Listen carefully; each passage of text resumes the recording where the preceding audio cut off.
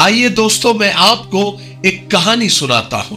کہانی اتنی زبردست، اتنی دلچسپ اور اتنی سبق آموز ہے کہ کہانی ختم ہونے کے بعد آپ کو کچھ بھی سمجھانے کی ضرورت نہیں پڑے گی۔ جیسے جیسے کہانی آگے بڑھے گی، آپ کی دماغ کی بتیاں سلگنی شروع ہو جائے گی۔ آپ بس کہانی غور سے سنیں اور پوری سنیں۔ کہانی کچھ اس طرح سے ہے کہ ایک بار شیر اور لومڑی میں کسی بات پر ٹھن گئی۔ لومڑی نے پکا ارادہ کیا کہ کچھ بھی ہو وہ شیر سے بدلہ ضرور لے گی۔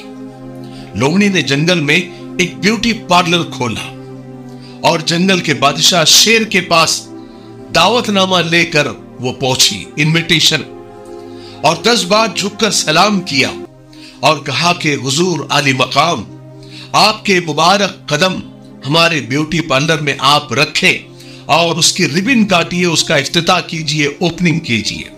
تو شیر زور زور سے ہنسنے لگا اور کہنے لگا کہ اے نادان لومڑی، میں تو شیر ہوں، مجھے یہ بناؤ سنگار لپسٹک اس سے کیا لینا دینا، یہ کام تم کسی اور سے کروا لو۔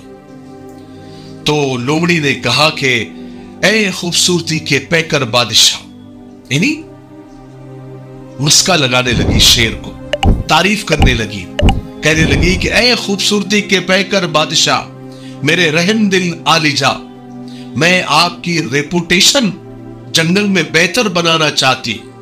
آپ کو پتہ ہی نہیں ہے بادشاہ عالی مرتبت کہ آپ کے اپوزیشن، آپ کے مخالفوں نے آپ کے بارے میں کئی جھوٹے دعوے جنگل میں مشہور کر رکھے ہیں۔ نئی افواہوں کا بازار گرم ہے۔ آپ کو سارے جانور جنگل میں پرانی سوچ والا تنگ نظر بادشاہ آپ کو سمجھتے ہیں۔ آپ کو روشن خیالی کا دشمن سمجھا جا رہا ہے۔ آپ اگر بیوٹی پارلر کا افتتاح کریں گے تو آپ کے متعلق یہ جو افواہیں جنگل میں پھیلی ہوئی ہے وہ ساری کے ساری دم توڑ دے گی۔ شیر 1 منٹ کے لیے لومڑی کی باتوں پر سوچنے لگا اور پھر اس نے افتتاح یعنی اوپننگ کے لیے آنے کے لیے حامی بھر لی، یعنی لومڑی کا وہ انویٹیشن قبول کر لیا۔ شیر نے پھر ایک دن جا کر بیوٹی پارلر کے اوپننگ کے پروگرام میں حصہ لیا اور جا کر بیوٹی پارلر کا ریبن کاٹا۔ بیوٹی پارلر کے اس افتتاحی پروگرام کے اندر جنگل کے بڑے عزت دار جانوروں نے شرکت کی، جیسے ریچھ، لکڑ بھگا، بھینسیں، گائے اور زیبرا، ہرن وغیرہ، سب نے خوب تالیاں بجائی۔ اور اسٹیج کا جو اناؤنسر تھا وہ بندر تھا، اس نے بھی خوب اچھل کر داد دی اور تالیاں بجائی اور پھر مائک پر آ کر اعلان کیا کہ شہنشاہ دورہ یعنی ہمارے بادشاہ شیر نے آج اس محفل میں آ کر یہ ثابت کر دیا کہ وہ تنگ نظر نہیں ہے، پرانے خیالات کے نہیں ہے، بلکہ آپ ایک روشن خیال بادشاہ ہے۔ اور بناؤ سنگار کی اس محفل میں آ کر اور انہوں نے یہاں کی سرپرستی کی، اس سے وہ ظاہر ہو گیا کہ وہ احساس جمال سے بہرور ہیں، یعنی آپ بھی حسن اور فیشن کو مانتے ہیں۔ اس سے ہوا یہ کہ آپ کے خلاف کیا جانے والا پروپیگنڈا وہ ایک طرفہ تھا، وہ آج ختم ہو گیا۔ شیر کو حالانکہ یہ ساری باتیں بڑی عجیب لگ رہی تھی کیونکہ وہ شیر تھا، لیکن جب سب نے تالیاں بجانی شروع کی تو شیر کو بھی تھوڑا اچھا لگنے لگا۔ جیسی تقریب یعنی ریبن کاٹنے کا پروگرام ختم ہوا تو لومڑی لہنگا پہن کر اسٹیج پر آئی اور پورے 7 بار جھک کر شیر کو، بادشاہ کو سلامی دی اور کہا کہ یہ باندی آپ کی آمد کا شکریہ ادا کرتی ہے اور آپ کی آمد کی خوشی میں یہ باندی آپ کے سامنے مجرا پیش کرتی ہے۔ پھر کیا تھا، لومڑی نے جی بھر کے مجرا پیش کیا۔ مجرا ایسا تھا کہ لومڑی نے اسٹیج سے دھوئے اٹھا دیے۔ شیر تو پہلے حیرانگی سے سب کچھ دیکھتا رہا، لیکن پھر اس کو بھی مزہ آنے لگا اور یہ مجرے کی مجلس اور محفل صبح تک جاری رہی۔ دوسری دن لومڑی پھر اپنے کام میں لگ گئی کیونکہ وہ تو شیر سے بدلہ لینا چاہ رہی تھی۔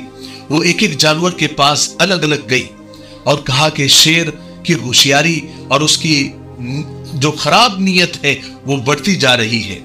شیر سے اب کوئی شریف جانور محفوظ نہیں ہے، اب تو وہ شریف جانوروں سے بھی مجرا کرواتا ہے، ان کو بھی نچواتا ہے۔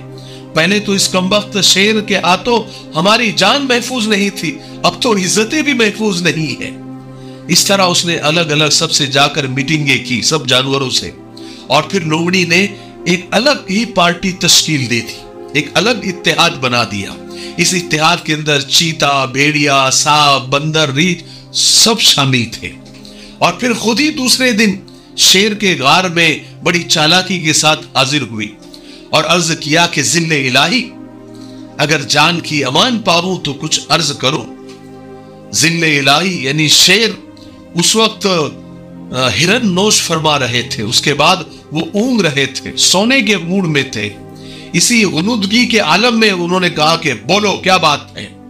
لومڑی نے دست بستہ ہو کر عرض کیا کہ شہنشاہ ارد عزیز کی روشن خیالی کی ہر طرف دھوم ہے، لیکن چیتا، ریچھ، ہاتھی وغیرہ آپ کے خلاف ان سب جانوروں نے ایک الگ سے پارٹی تشکیل دی، یعنی وہ شیر کو الگ بھڑکا رہی تھی اور جانوروں کو الگ بھڑکا رہی تھی۔ کہنے لگی کہ اس پارٹی کے اندر آپ کے قریبی دوست بھی شامل ہیں، اور آپ تو جانتے ہیں کہ یہ سب کتنے ظالم جانور ہیں، آپ کا بیک وقت ان سے ٹکرانا مصلحت نہیں ہے۔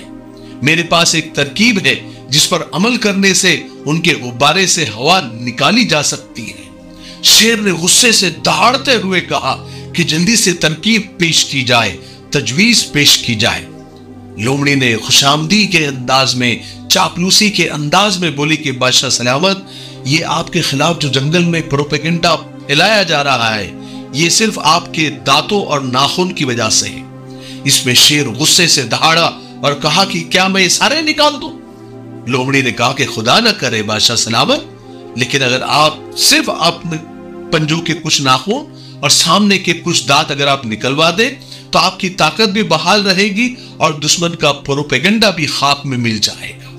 اس طرح چالاک اور چاپلوس لومڑی نے شیر کو اپنے ناخن اور دانت نکلوانے پر راضی کر لیا۔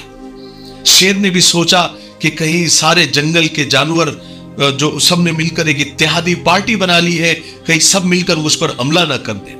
اس لیے نہ چاہتے ہوئے بھی چالاک لومڑی کی وہ ترکیب کو سمجھ نہ سکا، اس کی چالاکی کو سمجھ نہ سکا اور اس کی تجویز مان لی اور اپنے دانت اور ناخن نکلوا لیے۔ وہ بھول گیا کہ وہ ایک شیر ہے، لیکن اسے تو مجرا دیکھنے کا شوق ہو گیا تھا، اسے تو ڈانس کرنے کا شوق ہو گیا تھا، اسے تو عیاش محفلوں کی عادت لگ چکی تھی۔ ایک دن ہوا یہ کہ شیر شکار کرنے کی غرض سے غار سے باہر نکلا۔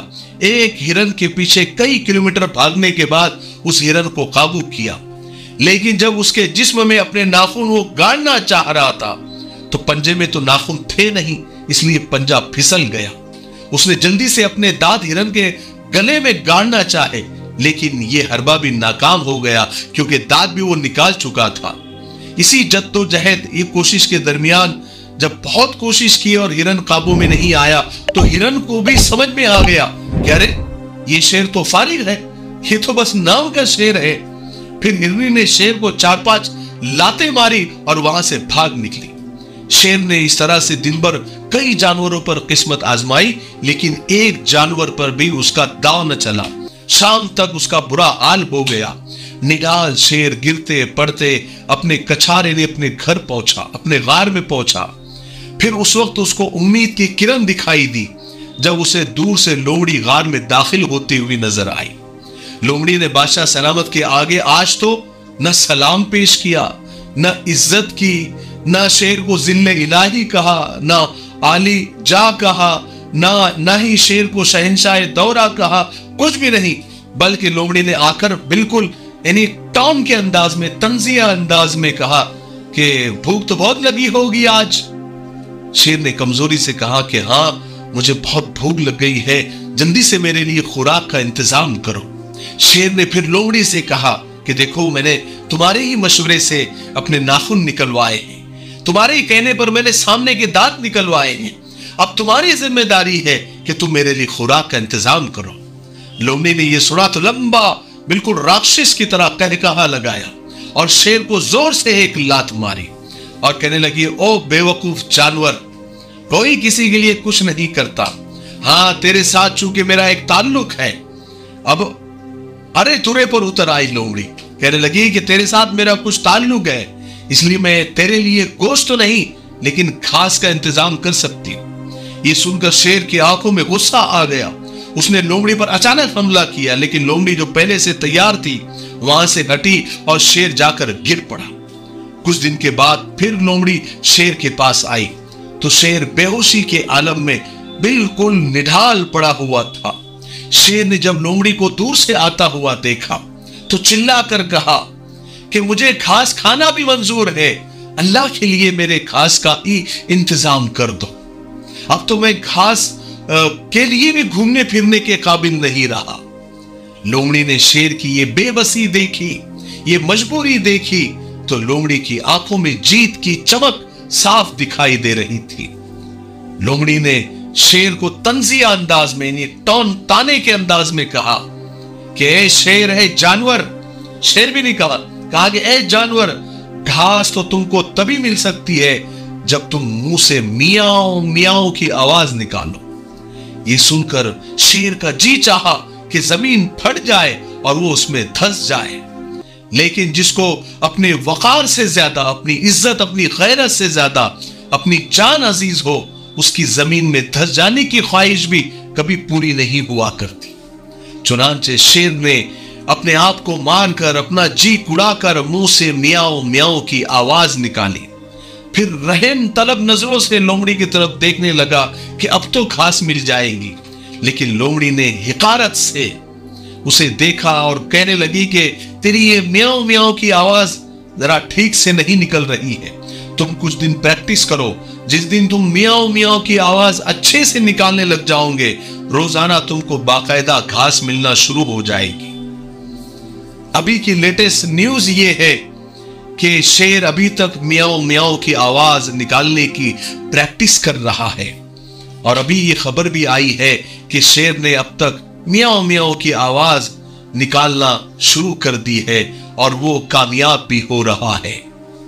کہانی ختم ہوئی، کیا کچھ اور بھی سمجھانے کی ضرورت ہے؟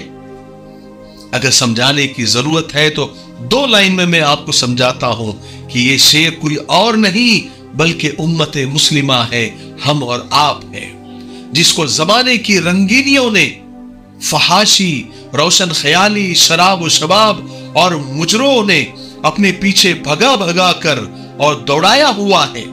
اتنے دلکش ہتھ کنڈوں میں پھنس کر امت مسلمہ یہ بھول بیٹھی ہے کہ وہ ایک شیر ہے۔ اس لیے آج حالات نے امت مسلمہ کو ایک ناکارہ شیر میں تبدیل کر دیا ہے۔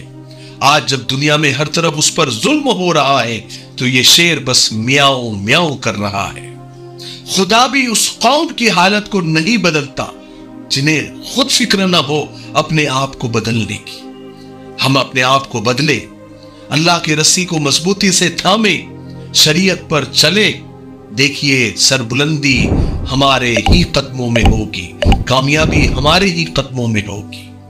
اللہ ہم سے ناراض ہے، بس اس کو راضی کر لو، سب ٹھیک کر دے گا انشاءاللہ۔ ٹھیک ہے، مجھے امید ہے کہ آج کی ویڈیو سے ہم کو بہت کچھ سیکھنے کو ملا ہوگا۔ تب تک میرے لیے، پوری امت کے لیے، پوری انسانیت، پوری مانوتا کے لیے اور ہمارے پیارے ملک بھارت کے لیے، یہاں کی امن و شانتی طرف کی انتی کے لیے خوب دعائیں کرتے رہے۔ السلام علیکم ورحمۃ اللہ وبرکاتہ۔